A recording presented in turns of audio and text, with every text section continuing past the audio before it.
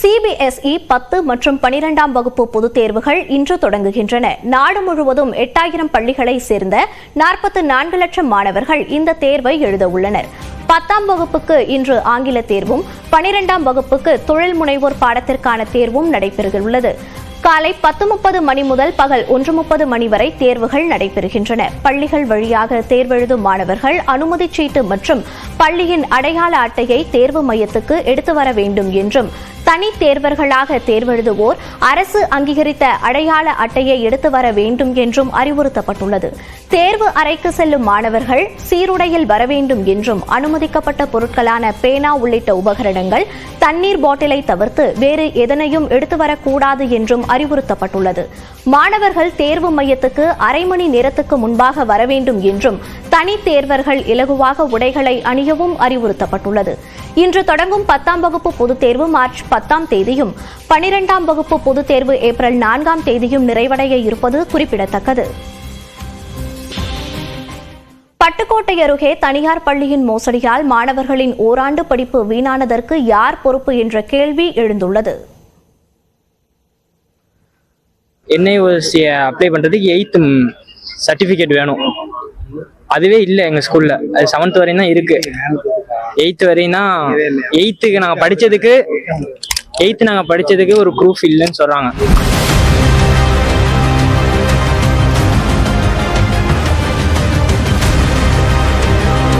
தஞ்சை மாவட்டம் நடுவிக்காடு பகுதியில் இயங்கி வரும் பிரைம் என்கின்ற CBSE பள்ளியில் 10ஆம் வகுப்பு படிக்கும் மாணவர்களின் ஆதங்கம்தான் இது.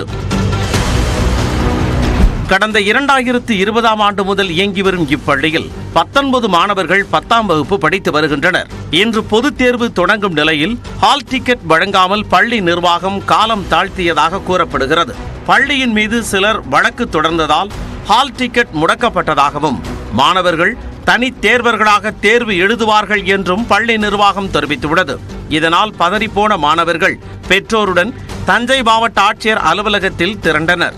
அவர்களுடன் பேச்சுவார்த்தை நடத்திய கல்வித்துறை அதிகாரிகள் வேறொரு பள்ளியில் மாற்றுச் சான்றிதழ் வாங்கி தேசிய திறந்த நிலை கல்வி நிறுவன திட்டத்தின் மூலம் ஏப்ரல் மாதம் விண்ணப்பித்து ஜூன் மாதம் தேர்வு எழுத வைக்க முடியும் என கூறினர்.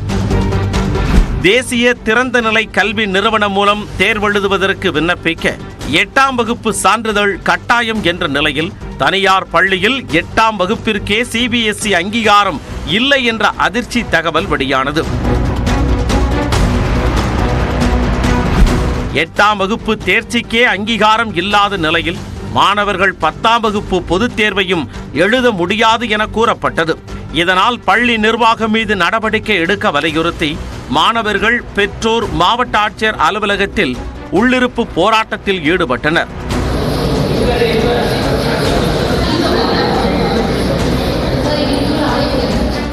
அவர்களிடம் ஆட்சியர் பிரியங்கா பேச்சுவார்த்தை நடத்தினார்.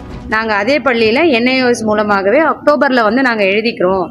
இது நாங்கள் மனப்பூர்வமாக எடுக்கிற ஒரு முடிவு அப்படின்னுட்டு சொன்னாங்க. பேச்சுவார்த்தையின் போதுதான் பள்ளியில் 8ஆம் வகுப்பிற்கே அங்கீகாரம் இல்லை என்பது தங்களுக்கு தெரிய வந்ததாக பெற்றோர் வேதனை தெரிவித்தனர். 8 இல்ல, நீங்க எப்படி எழுதுவீங்கன்னு கேக்குறாங்க சார். இப்பதான் எங்களுக்கு தெரியுது 8 இல்ல, நீங்க எப்படி எழுதுவீங்க.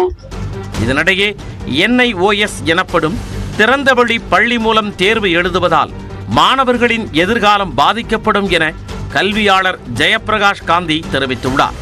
ஓப்பன் ஸ்கூலிங்கில் அவங்க போய் இப்போ செப்டம்பர் அக்டோபரில் போய் ஜாயின் பண்ண அவங்க எழுதுனாங்கன்னா கண்டிப்பாக அவங்களுக்கு அட்மிஷன் +1 அட்மிஷன் பாதிப்பு ஏற்படும். ஒரு NIOSல பண்ணும்போது அவங்களுக்கு வேண்டிய குரூப் கிடைப்புங்கம்மா இப்போ நல்ல பள்ளிக்கூடத்தில் அப்படின்னா ஒரு கேள்விக்குறி தான்.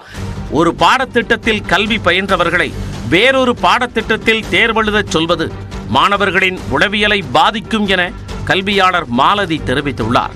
யார் வேணும்னாலும் பள்ளிக்கூடம் தொடங்கலாம் அப்படின்றது ஒரு தப்பான கருத்து.